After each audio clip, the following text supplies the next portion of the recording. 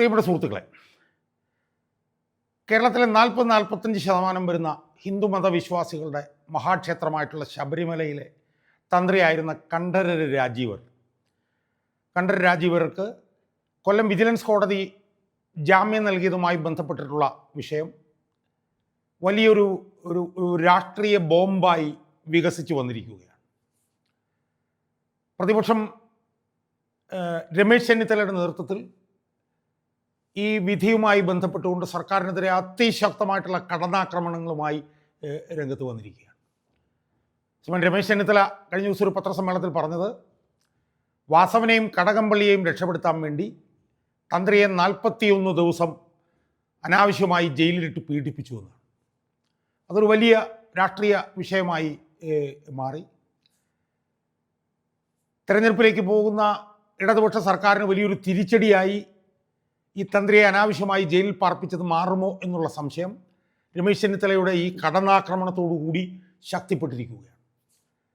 രമേശ് ചെന്നിത്തല വളരെ വിശദമായിട്ടുള്ള ഒരു പത്രസമ്മേളനത്തിലൂടെ ഹൈക്കോടതിയുടെ ദേവസ്വം ബെഞ്ചിൻ്റെ ഇടക്കാല ഉത്തരവുകളൊക്കെ ഉദ്ധരിച്ചുകൊണ്ട് അത് ചൂണ്ടിക്കാണിച്ചുകൊണ്ട് നടത്തിയ വിശദമായിട്ടുള്ള ഒരു പത്രസമ്മേളനത്തിലൂടെയാണ് ഈ തന്ത്രിയെ അനാവശ്യമായി ജയിലിൽ പാർപ്പിച്ച വിഷയം ശക്തമായൊരു കടന്നാക്രമണമാക്കി സർക്കാരിനെതിരെ തിരിച്ചത്. കാരണം കേരളത്തിലെ ഒരു പ്രധാനപ്പെട്ട മതസമൂഹമാണ് ഹിന്ദുക്കൾ. ആ ഹിന്ദുക്കളുടെ ഏറ്റവും പ്രധാനപ്പെട്ട ആരാധനാലയമാണ് ശബരിമല. ആ ശബരിമലയിലെ തന്ത്രിയെ അനാവശ്യമായി ജയിലിലിടുകയും മറുവശത്ത് ഈ ശബരിമല പെരുങ്കൊള്ളയിൽ വലിയ പങ്കുണ്ട് എന്ന് വിശ്വസിക്കുന്ന സി പി എമ്മിൻ്റെ നേതാക്കന്മാരെ രക്ഷിക്കുകയും ചെയ്തു എന്നുള്ള ആ ഒരു വൈരുദ്ധ്യം, ആ ഒരു ഇരട്ട നീതി, ആ ഒരു ഡൈക്കോട്ടമി ആണ് ശ്രീമാൻ രമേശ് ചെന്നിത്തല തൻ്റെ പത്രസമ്മേളനത്തിലൂടെ പുറത്തു കൊണ്ടുവന്നത്. ഇത് വലിയൊരു രാഷ്ട്രീയ വിഷയമായി മാറിയിരിക്കും. മറുവശത്ത് സർക്കാർ വലിയ രീതിയിൽ പ്രതിരോധത്തിലാവുകയും ചെയ്തിരിക്കും.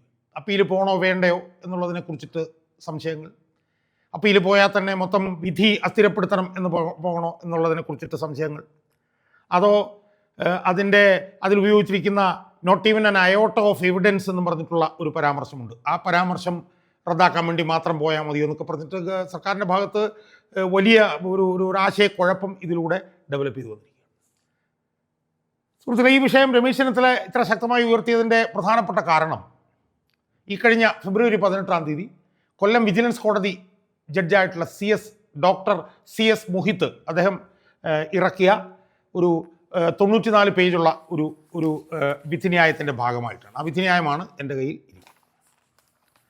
സുഹൃത്തുക്കളെ, ഈ കണ്ഠരര് രാജീവരുടെ ജാമ്യത്തിന് ഉള്ളൊരു പ്രത്യേകത എന്താ? നമുക്കറിയാം, ശബരിമല പെരുങ്കൊള്ളയുമായി ബന്ധപ്പെട്ടുകൊണ്ട് ഇതുവരെ ജാമ്യത്തിലിറങ്ങിയവർ മിക്കവാറും പേരെല്ലാം സ്വാഭാവിക ജാമ്യത്തിലാണ് പുറത്തിറങ്ങിയത്. എന്ന് പറഞ്ഞാൽ SIT 90 ദിവസം കുറ്റപത്രം സമർപ്പിക്കാതിരുന്ന അവരുടെ വീഴ്ച കൊണ്ടാണ് ബാക്കിയുള്ള പ്രതികളെല്ലാം പുറത്തേക്ക് പോയത്. എന്നാൽ തന്ത്രി കണ്ഠരര് രാജീവർ പുറത്തേക്ക് പോയത് സ്വാഭാവിക ജാമ്യത്തിൻ്റെ അടിസ്ഥാനത്തിലല്ല. കണ്ഠരര് രാജീവർ 41 ദിവസം മാത്രമാണ് ജയിലിൽ കിടന്നത്. അപ്പോൾ ആ സാഹചര്യത്തിൽ തന്ത്രി സമർപ്പിച്ച ജാമ്യാപേക്ഷ വിശദമായി പരിശോധിച്ചുകൊണ്ട് കേസിൻ്റെ മെറിറ്റിലേക്ക് പോയിട്ടാണ് കൊല്ലം വിജിലൻസ് കോടതി ജഡ്ജിയായിട്ടുള്ള CS മുഹിത്ത് ഈ 94 പേജുള്ള ഈ വിധിന്യായം പുറപ്പെടുവിച്ചത്.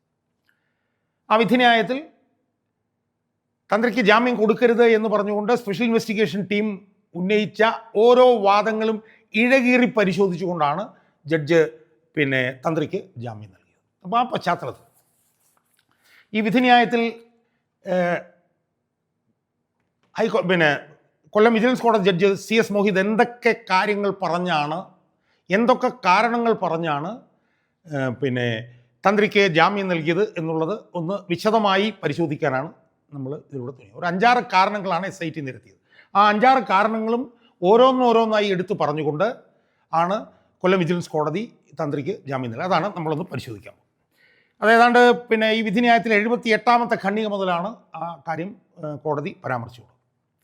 അതിൽ കോടതി തുടക്കത്തിൽ തന്നെ പറയുന്നത് ഈ തന്ത്രിയെ ജയിലിലടച്ചതുമായി ബന്ധപ്പെട്ടുകൊണ്ട് തന്ത്രിയെ ജയിലിലടയ്ക്കാൻ പാകമായിട്ടുള്ള തരത്തിലുള്ള എന്തെങ്കിലും കാര്യങ്ങൾ പ്രഥമ ദൃഷ്ട്യാ എസ്റ്റാബ്ലിഷ് ചെയ്യാൻ കഴിഞ്ഞിട്ടുണ്ടോ? SIT പറയുന്ന കാര്യങ്ങൾ, തന്ത്രിക്കെതിരായി പറയുന്ന കാര്യങ്ങൾ പ്രഥമ ദൃഷ്ട്യാ തന്നെ അത് തെളിയിക്കാൻ കഴിഞ്ഞിട്ടുണ്ടോ എന്നുള്ളതാണ് ആദ്യം കോടതി ചോദിച്ചത്.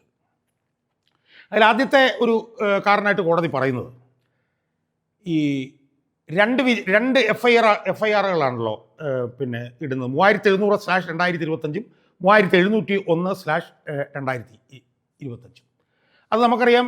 ഹൈക്കോടതിയിലെ ചീഫ് വിജിലൻസ് ആൻഡ് സെക്യൂരിറ്റി ഓഫീസറുണ്ട്. അദ്ദേഹം കൊടുത്ത 2 റിപ്പോർട്ടുകളുണ്ട്.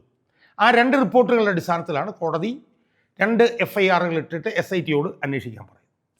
അപ്പോൾ കോടതി ഈ 78-ാം പാരഗ്രാഫിൽ ആദ്യം പറയുന്നത്, ഈ 2 FIRകളും ഇട്ട് മാസങ്ങൾക്ക് ശേഷമാണ് തന്ത്രി അറസ്റ്റ് ചെയ്യുന്നത്. FIRകൾ എൻ്റെ ഓർമ്മ ശരിയാണെങ്കിൽ 2025 സെപ്റ്റംബറിലോ മറ്റാണ് ഇട്ടത്. എന്നാൽ തന്ത്രിയെ അറസ്റ്റ് ചെയ്യുന്നത് എപ്പോഴാണ്? തന്ത്രിയെ ഔദ്യോഗികമായി അറസ്റ്റ് ചെയ്യുന്നത് ജനുവരി 9, 2026. അപ്പം അടിസ്ഥാനപരമായി ഈ കേസുമായി ബന്ധപ്പെട്ടുകൊണ്ട് ഇട്ട 2 FIRകളും സംബന്ധിച്ചും മാസങ്ങളോളം അന്വേഷണം നടന്നതിന് ശേഷം ജനുവരിയിലാണ് തന്ത്രിയെ അറസ്റ്റ് ചെയ്യുന്നത്. അപ്പോൾ കോടതി പറയുന്ന ഈ 2 FIRകൾ സെപ്റ്റംബറിലൊക്കെ മറ്റാണല്ലോ ഇട്ടത്. ആ 2 FIRകളും യഥാർത്ഥത്തിൽ ശബരിമലയിലെ chief security and vigilance officer കൊടുത്ത 2 വിജിലൻസ് റിപ്പോർട്ടിൻ്റെ അടിസ്ഥാനത്തിലാണ്. ആ 2 FIRകളിലും തന്ത്രി പ്രതിയേ ആയിരുന്നില്ല എന്നു മാത്രമല്ല, തന്ത്രി 18/6/2019 കൊടുത്ത ഒരു ഒപ്പീനിയനുണ്ട്, അദ്ദേഹത്തിൻ്റെ ഒരു അഭിപ്രായം. ആ അഭിപ്രായം കാണിച്ചുകൊണ്ട് ആണ് ഈ വിജിലൻസ് ഓഫീസർ ഈ റിപ്പോർട്ട് കൊടുത്തിട്ടുള്ളത്. അതായത് ദ്വാരപാലക ശില്പങ്ങളിലും കട്ടളപ്പാളികളിലുമൊക്കെ സ്വർണത്തിൻ്റെ അളവ് കുറഞ്ഞുവെന്നും അവിടെ സ്വർണം പൂശേണ്ടത് അനിവാര്യമാണ് എന്നും പറഞ്ഞുകൊണ്ട് തന്ത്രി കൊടുത്ത ഒരു കത്തുണ്ട് ദേവസ്വം ബോർഡിന്. ആ കത്ത് ഉയർത്തിക്കാണിച്ചുകൊണ്ട്, എന്നാൽ സ്വർണം ചെമ്പാക്കി മാറ്റാൻ 3/7/2019 5/7/2019 ദേവസ്വം ബോർഡ് എടുത്ത തീരുമാനത്തിലാണ് ഈ സ്വർണം ചെമ്പാക്കി മാറ്റിയത് എന്നാണ് chief vigilance and security officer പറഞ്ഞിരുന്നത്. അപ്പോൾ അതിൽ ഈ 18/6/2019 തന്ത്രി കൊടുത്ത കത്ത് പ്രോമിനൻ്റായിട്ട് പോസിറ്റീവായിട്ട് ഉയർത്തി കാണിക്കുകയാണ് ചെയ്തത്. അപ്പോൾ അതിൻ്റെ അടിസ്ഥാനത്തിൽ ഹൈക്കോടതി FIR ഇടാൻ കാരണമായിട്ടുള്ള 2 വിജിലൻസ് റിപ്പോർട്ടുകളിലും തന്ത്രി കൊടുത്ത കത്ത് വളരെ പോസിറ്റീവായിട്ടാണ് കാണിച്ചിട്ടുള്ളത്. തന്ത്രി ഒരു കുറ്റവും ചെയ്തതായിട്ട് അതിനകത്ത് കാണിച്ചിട്ടില്ല. ആ റിപ്പോർട്ടുകളിലൊന്നും തന്ത്രി അതിന് ഉത്തരവാദിയാണെന്ന് പറഞ്ഞിട്ടുമില്ല. അതുകൊണ്ട് ഈ 2 വിജിലൻസ് റിപ്പോർട്ടുകളിലും തന്ത്രി കുറ്റക്കാരനാണെന്ന് കണ്ടുപിടിക്കുകയോ 2 കുറ്റങ്ങളിലും, അത് ദ്വാരപാലക ശില്പങ്ങളും മറ്റും കൈമാറ്റം ചെയ്ത നിയമവിരുദ്ധ പ്രവർത്തനങ്ങളിൽ തന്ത്രിക്ക് ഒരു പങ്കുമുണ്ട് എന്ന് ഈ റിപ്പോർട്ടുകളിൽ കാണാൻ കഴിഞ്ഞിട്ടില്ല. അപ്പോൾ എങ്ങനെയാണ് തന്ത്രിയെ ഈ കുറ്റവുമായി ബന്ധപ്പെടുത്താൻ കഴിയുക എന്നാണ് കോടതി ഒന്നാമതായി ചോദിക്കുന്നത്. രണ്ടാമതായി കോടതി പറയുന്നത്, 79-ാം പാരഗ്രാഫിൽ കോടതി പറയുന്നത്, 18/6/2019 തന്ത്രി ഒരു കത്ത് കൊടുത്തല്ലോ. ആ കത്ത് എന്ന് പറഞ്ഞാൽ സ്വർണത്തിൻ്റെ അളവ് കുറഞ്ഞിരിക്കുന്നു, അതുകൊണ്ട് സ്വർണം പൂശേണ്ടത് ആവശ്യമാണ് എന്നാണ്. ആ കത്ത് നമ്മൾ പരിശോധിച്ച് നോക്കിയാൽ ആ കത്തിൽ തന്ത്രിക്ക് യാതൊരു ദുരുദ്ദേശപരമായിട്ടുള്ള ലക്ഷ്യവും ഇല്ലായിരുന്നുവെന്നും ചെമ്പുപാളികളിൽ സ്വർണത്തിൻ്റെ അളവ് കുറഞ്ഞതിനാൽ അതിൽ സ്വർണം പൂശണമെന്ന ലക്ഷ്യം മാത്രമേ ഉണ്ടായിരുന്നുള്ളൂ എന്നുള്ളതും വ്യക്തമാണ്. അപ്പോൾ തന്ത്രി തൻ്റെ അഭിപ്രായം മാത്രമാണ് അവിടെ രേഖപ്പെടുത്തിയിട്ടുള്ളത്. സ്വർണം പൂശാനായി ദ്വാരപാലക ശില്പങ്ങളും മറ്റും 1-ാം പ്രതിയായിട്ടുള്ള ഉണ്ണികൃഷ്ണൻ പോറ്റിക്ക് കൈമാറണമെന്നൊന്നും തന്ത്രി പറഞ്ഞതേയില്ല. സ്വർണം പൂശണം എന്നുള്ളൊരു അഭിപ്രായമാണ് പറഞ്ഞത്. അത് പ്രതിക്ക് കൊടുക്കണമെന്നൊന്നും തന്ത്രി പറഞ്ഞിട്ടില്ല. അപ്പോൾ തന്ത്രി തൻ്റെ അഭിപ്രായം എഴുതി നൽകുന്ന അവസരത്തിൽ തന്ത്രിക്ക് യാതൊരു തെറ്റായിട്ടുള്ള ഉദ്ദേശവും ഇല്ലായിരുന്നു എന്ന് ഇതിൽ നിന്നും വ്യക്തമാണ് എന്നാണ് കോടതി പറയുന്നത്. അതാണ് രണ്ടാമത്തെ കാരണമായിട്ട് കോടതി പറയുന്നത്. അവിടെയാണ് കോടതി പറയുന്നത്, the petitioner has also only expressed an opinion and in the said opinion he has not specifically mentioned that the said artifacts had to be handed over to the first accused. ഒന്നാം പ്രതി കൊടുക്കണമെന്ന് അദ്ദേഹം പറഞ്ഞിട്ടില്ല. The aforesaid opinion, which is the anchor sheet of the gravamen of the entire argument of the petition, both the bail applications, will clearly prima facie establish that the petitioner had no malified intention at the time of delivering the opinion. ഈ അഭിപ്രായം എഴുതി കൊടുക്കുന്ന സമയത്ത് അയാൾക്ക് ദുരുപദിഷ്ടിതമായിട്ടുള്ള ഒരു ലക്ഷ്യവും ഉണ്ടായിരുന്നില്ല. അപ്പോൾ പിന്നെ എങ്ങനെയാണ് ഇയാളെ കുറ്റകൃത്യവുമായി ബന്ധപ്പെടുത്താൻ കഴിയുക? ഇതാണ് രണ്ടാമത്തെ കാര്യം. മൂന്നാമത്തെ ഭാഗം, അത് പാരഗ്രാഫ് 79 തന്നെയാണ് പറഞ്ഞിട്ടുള്ളത്. അതിൽ ഈ ദേവസ്വം മാനുവൽ ഉണ്ട്, ഈ ദേവസ്വം ബോർഡിൻ്റെ ദേവസ്വം മാനുവൽ. അതിൽ തന്ത്രിയുടെ ചുമതലകളും ഉത്തരവാദിത്തങ്ങളും എല്ലാം അതിൻ്റെ വോളിയം 2 4 അധ്യായത്തിൽ 2011 ദേവസ്വം മാനുവലിലെ 2-ാം വോളിയം 4-ാം അധ്യായത്തിൽ തന്ത്രിയുടെ ചുമതലകളും ഉത്തരവാദിത്തങ്ങളും പറയുന്നുണ്ട്. അതിനകത്ത് പറയുന്നത് ശാസ്ത്രങ്ങളുടെ അടിസ്ഥാനത്തിൽ പൂജകളും മറ്റ് മതപരമായ ചടങ്ങുകളും ശരിയായ രീതിയിൽ നടപ്പിലാക്കുക എന്നുള്ളതാണ് തന്ത്രിയുടെ ചുമതല. ദേവസ്വത്തിലെ മുഖ്യ പുരോഹിതനാണ് തന്ത്രി. തന്ത്രിക്ക് ബോർഡ്, എന്നിട്ട് അതിനകത്ത് പ്രത്യേകം പറയുന്നൊരു കാര്യമുണ്ട്. എന്താണ്? തന്ത്രിക്ക് ബോർഡിൻ്റെ കീഴിലുള്ള ക്ഷേത്രങ്ങളിലെ ഭരണപരമായ കാര്യങ്ങളിൽ ഇടപെടാൻ യാതൊരു അവകാശവുമില്ല. അതാണ് 79-ാമത്തെ പേജിൽ പറയുന്നത്. Very importantly it states that the tantris are not competent enough to interfere in any administrative matters in any temples under the control of the board. എന്നിട്ട് കോടതി പറയാണ്, hence on a careful scrutiny of the above said opinion furnished by tantri. അതായത് 18/6/2019 തന്ത്രി കൊടുത്തിട്ടുള്ള ആ opinion പരിശോധിച്ചു. അതായത് ദ്വാരപാലക ശില്പങ്ങളിൽ സ്വർണ്ണം പൂശുന്നതുമായി ബന്ധപ്പെട്ടുള്ള ഒപ്പീനിയൻ പരിശോധിച്ച് നോക്കുമ്പോൾ അത് ദേവസ്വം മാനുവലിൻ്റെ 4-ാം അധ്യായത്തിലെ വോളിയം 2 4-ാം അധ്യായമായി ബന്ധപ്പെട്ട് പരിശോധിച്ച് നോക്കുമ്പോൾ കോടതി പറയാണ്, ഇറ്റ് വിൽ ബി എവിഡൻറ്റ്, തെളിയുന്നത്, that there is in fact no iota of doubt that the petitioner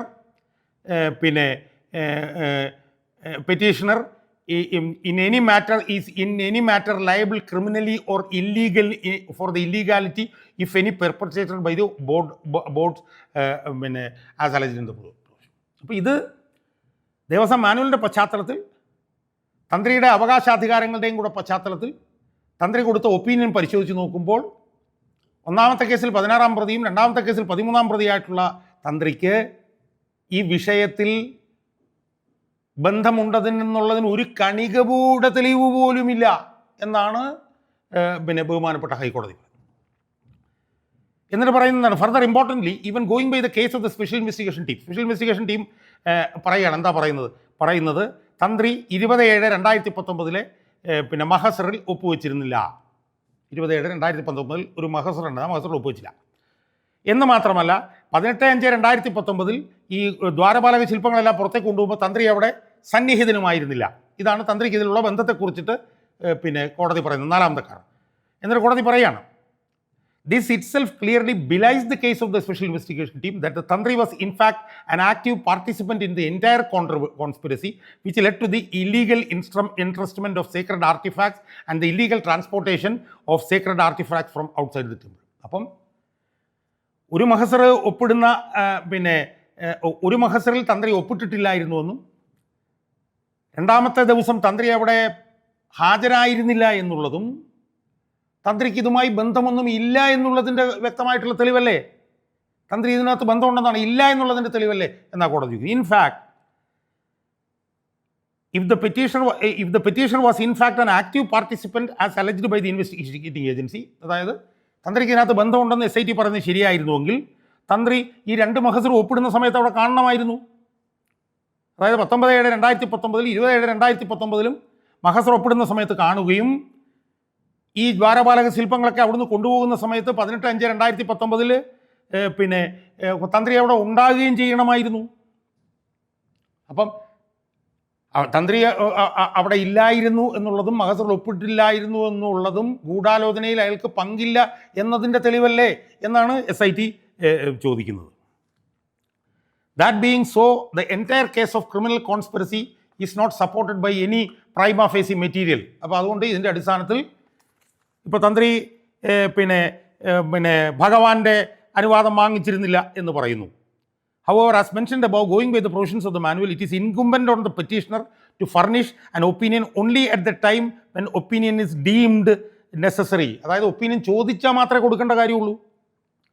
അത് 18/6/2019 ഒപ്പീനിയൻ ചോദിച്ചപ്പോൾ കൊടുക്കുകയാണ് ചെയ്തത്. അതുകൊണ്ട് തന്നെ ഇതുമായി ബന്ധപ്പെട്ടിട്ടുള്ള ക്രിമിനൽ ഗൂഢാലോചനയിൽ തന്ത്രിക്ക് പ്രഥമ ദൃഷ്ടിയ ഒരു ബന്ധവുമില്ല എന്നുള്ളതാണ് തെളിയുന്നത്. അതാണ് 4-ാമത്തെ കാര്യം. കാരണം തന്ത്രിയോട് അനുവാദം കൊടുക്കണം വേണ്ടിയൊന്നും കോടതി പറഞ്ഞിരുന്നില്ല. അടുത്ത പ്രധാനപ്പെട്ട ഒരു കാര്യം എന്ന് പറഞ്ഞു കഴിഞ്ഞാൽ ഉണ്ണികൃഷ്ണൻ പോറ്റിയായിട്ട് തന്ത്രിക്ക് ബന്ധമുണ്ടായിരുന്നു, ദീർഘകാല ബന്ധമുണ്ടായിരുന്നു എന്ന് SIT പറയുന്നു. അതാണ് 80-ാമത്തെ പാരഗ്രാഫിൽ കോടതി പരിശോധിക്കുന്നത്. എന്നിട്ട് കോടതി പറയുന്നു എന്താണ്, തന്ത്രി ഉണ്ണികൃഷ്ണൻ പോറ്റിയും തമ്മിലുള്ള ബന്ധം സംബന്ധിച്ച് കൃത്യമായിട്ടുള്ള കാര്യങ്ങളൊന്നും കോടതി SIT പറയുന്നില്ല. എന്താണ്, SIT has not specifically pointed out any specific instance of any nexus or rather unholy nexus between the petitioner. കൃത്യമായിട്ടുള്ള തെളിവുകളൊന്നും ഉണ്ണികൃഷ്ണൻ പോറ്റിയും തന്ത്രിയായിട്ട് ബന്ധം ഉണ്ടാകുന്നുള്ളതിന് പറയുന്നില്ല. ഇനി ഇയാൾ ഇതിൻ്റെ സ്പോൺസർ ആയിരുന്നു എന്ന് പറഞ്ഞാലും, even assuming for the sake of argument that the first accused continued to be a sponsor of various activities in Thiruvaparanam in Travancore Devasam Board even after finishing his tenure. അതായത് 2008 അയാളുടെ tenure അവസാനിച്ചതിന് ശേഷവും അയാൾ sponsor എന്നുള്ള നിലയിൽ അവിടെ തുടർന്നാൽ പോലും കോടതി പറയാണ്, no iota of evidence has been adduced by the investigating to prove any direct unholy nexus between the petitioner and the first accused at this stage of investigation, barring bold averment that there was close relationship between the petitioner and ചില SIT ഈ വാദത്തെയൊക്കെ എടുത്ത് ചവിട്ടി തേച്ചിരിക്കുകയാണ്. അതായത് ഇവർ തമ്മിൽ ബന്ധമുണ്ട് എന്ന് തെളിയിക്കുന്നതിനുള്ള ഒരു തെളിവിൻ്റെ ഒരു കണിക പോലുമില്ല.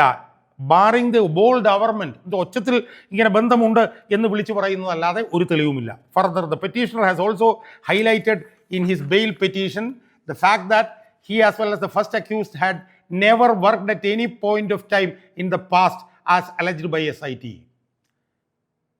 in the affairs of Sreeramapuram Ayyappa ക്ഷേത്രത്തിൽ പിന്നെ തന്ത്രിയും ഉണ്ണികൃഷ്ണൻ പോറ്റിയുമായി ഒരിക്കലും പ്രവർത്തിച്ചിട്ടില്ല എന്ന് പിന്നെ തന്ത്രി അയാളുടെ ജാമ്യാപേക്ഷയിൽ പറയുന്നുണ്ട്.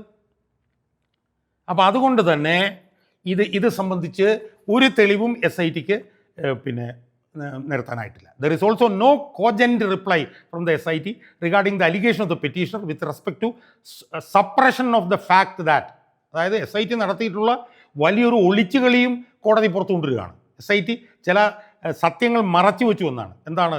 that the father-in-law of the first accused, Unnikrishnan നമ്പൂതിരിയുടെ ഭാര്യാപിതാവ് ശബരിമലയിൽ കീഴ്ശാന്തിയായിട്ട് പ്രവർത്തിച്ചുവെന്നും അയാളുടെ ഭാര്യാപിതാവിൻ്റെ സഹോദരൻ ശബരിമലയിൽ 1990 മുതൽ 2010 വരെ പ്രവർത്തിച്ചിരുന്നു എന്നുള്ള കാര്യം, ഈ രണ്ട് കാര്യങ്ങളും SIT മറച്ചുവെച്ചു എന്നുള്ള അതിഗുരുതരമായിട്ടുള്ള ആരോപണം കൂടി പിന്നെ കോടതി ഉന്നയിക്കുകയാണ്. Evidently the aforesaid government has been raised to project the nexus of the first accused with the Sabarimala Sannidhanam through other sources other than the petitioner and there is no satisfactory explanation regarding this vital aspect. ഇതുമായി ബന്ധപ്പെട്ടുകൊണ്ട് തൃപ്തികരമായിട്ടുള്ള ഒന്നും പറയാൻ പറ്റിയിട്ടില്ല. Anyway prima facie there is absolutely nothing on record to come to the conclusion that the petitioner was closely related for any unholy activities at the Sannidhanam with the first accused in the crime. അതായത് ഒന്നാം പ്രതിയും തന്ത്രിയുമായി അവിശുദ്ധ ബന്ധമുണ്ട് എന്ന് തെളിയിക്കുന്നതിന് വേണ്ടിയിട്ടുള്ള ഒരു തെളിവും പ്രഥമ ദൃഷ്ട്യ ഈ പ്രത്യേക അന്വേഷണ സംഘത്തിന് പിന്നെ കൊണ്ടുവരാൻ വേണ്ടി കഴിഞ്ഞിട്ടില്ല. അതാണ് അഞ്ചാമത്. എന്ന് മാത്രമല്ല ഈ അടുത്ത പോയിന്റ് എന്താണെന്ന് വെച്ച് കഴിഞ്ഞാൽ there was no mahasar prepared at the time of reinstallation of the artifacts. അതായത് ഈ കൊണ്ടുപോയിട്ടുള്ള ഈ സ്വർണം പൂശിയതൊക്കെ തിരിച്ചു കൊണ്ടുവരുന്ന സമയത്ത് mahazar ഉണ്ടായിരുന്നില്ലെന്നും at the Sannidhanam on 11/9/2019 by the officials of the board also is not a matter. അത് ഈ കേസിൻ്റെ ഈ ഘട്ടത്തിൽ പരിഗണിക്കേണ്ട വിഷയമല്ല. The aforesaid allegation of the non-preparation of mahasar at the time of reinstallation by responsible officers cannot be considered as a ground to hold criminal omission on the part of the petitioner.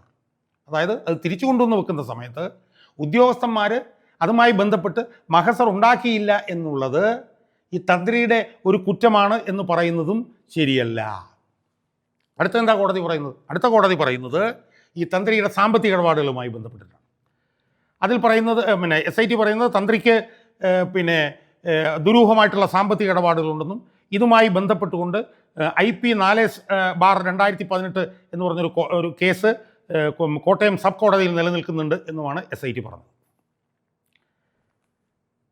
അതെന്തോ 2 കോടി രൂപയുടെ പിന്നെ ഒരു സാമ്പത്തിക ഇടപാടാണ്, അതുമായി ബന്ധപ്പെട്ടൊരു കേസാണ്. അതിൽ കോടതി എന്താ പറയുന്നത്? It may be true that the petitioner has had financial transactions with several banks and financial institutions. തന്ത്രിക്ക് പല ബാങ്കുകളും ധനകാര്യ സ്ഥാപനങ്ങളുമൊക്കെയായി സാമ്പത്തിക ഇടപാട് ഉണ്ടായിട്ടുണ്ട് എന്നുള്ളത് ശരിയാണ്. Evidently the petitioner is the tantri or the chief priest entitled to dakshina and other prerequisites from the devotees of perhaps the most famous temple in Kerala visited by millions of devotees of lord Ayyappa from across the globe every year annually during the annual മണ്ഡലം മകരവിളക്കു season and മന്ത്രി പൂജ season. തന്ത്രി എന്ന് പറയുന്നത് തന്ത്രിക്ക് വലിയ തോതിൽ ദക്ഷിണ കിട്ടുന്നതാണ്. ഏറ്റവും വലിയ മഹാക്ഷേത്രമാണ്, അവിടെ ലക്ഷക്കണക്കിന് ആളുകൾ വരുന്നതാണ്. മണ്ഡലവിളക്കിൻ്റെ കാലത്ത് ലക്ഷക്കണക്കിന് ആളുകൾ വരുന്നതായതുകൊണ്ട് അയാൾക്ക് ഒരുപാട് തരത്തിലുള്ള ദക്ഷിണ കിട്ടാൻ ഉള്ള സാധ്യതയുണ്ട്. That being so the petition would definitely be acquiring huge amounts of money from various sources. അതുകൊണ്ട് തന്നെ പല സ്രോതസ്സുകളിൽ നിന്നും അയാൾ വലിയ തോതിൽ പണം ഉണ്ടാക്കുന്നുണ്ട് എന്നുള്ളത് ശരിയായിരിക്കാം. This fact alone by itself is not a ground to doubt the complicity of the petitioner at this stage of the proceedings in the absence of cogent material to connect the petitioner with the crimes ahead. with the crimes ahead. അപ്പോൾ അതുകൊണ്ട് ഇതിൻ്റെ പശ്ചാത്തലത്തിൽ ഇയാൾക്ക് സാമ്പത്തിക ഇടപാടുമായി ബന്ധപ്പെട്ടുകൊണ്ട് ഒരു കേസുണ്ട് എന്ന് മാത്രം പറഞ്ഞതുകൊണ്ട് തന്ത്രിയെ ആ കാര്യത്തിലും കുറ്റപ്പെടുത്താൻ കഴിയില്ല എന്നാണ് കോടതി പറയുന്നത്. എന്നിട്ട് പറയാണ്, that being so merely because the petitioner was found to be involve in financial transactions with various financial institutions, it is not a ground to sanction the continued detention of the petitioner since custodial വെച്ചാൽ ഇതിൻ്റെ പശ്ചാത്തലത്തിൽ അയാളെ സുദീർഘമായി ജയിലിൽ ഇട്ടുകൊണ്ട് ഇരിക്കാൻ കഴിയില്ല. അപ്പോൾ ഇതെല്ലാം കൂടെ ചേർത്തുകൊണ്ട് 88ാമത്തെ പാരഗ്രാഫിൽ കോടതി ഒന്നുകൂടി എടുത്തു പറയുന്നുണ്ട്. Very significant in the two crimes on hand the crucial role of the petitioner is evident from. അപ്പം അത് 88ാമത്തെ. അപ്പോൾ ഈ ഒരു 5-6 കാരണങ്ങൾ വിശദമായി എടുത്തു പറഞ്ഞുകൊണ്ടാണ് തന്ത്രിയെ കൊല്ലം വിജിലൻസ് കോടതി കേസിൻ്റെ മെറിറ്റിലേക്ക് പോയി ജാമ്യം നൽകി പുറത്തുവിട്ടത്. അപ്പോൾ ഇതിൽ നിന്ന് വളരെ വ്യക്തമാണ്, അതായത് പൊതുവിൽ ഇങ്ങനെ പറയുകയല്ല ചെയ്തിട്ടുള്ളത്. ഓരോരോ വിഷയങ്ങളെടുത്ത് ആ വിഷയങ്ങളെല്ലാം ഇഴകീറി പരിശോധിച്ച് അതിലൊന്നിലും തന്ത്രിക്ക് യാതൊരു ബന്ധവുമില്ല എന്ന് കണ്ടെത്തിയതിനെ തുറന്നിട്ടാണ് there is not even an iota of evidence എന്ന് പറഞ്ഞുകൊണ്ട് കൊല്ലം വിജിലൻസ് കോടതി ജഡ്ജ് ഡോക്ടർ CS മോഹിത്ത് തന്ത്രിക്ക് ജാമ്യം നൽകിയത് എന്ന് നമുക്ക് കാണാൻ കഴിയും.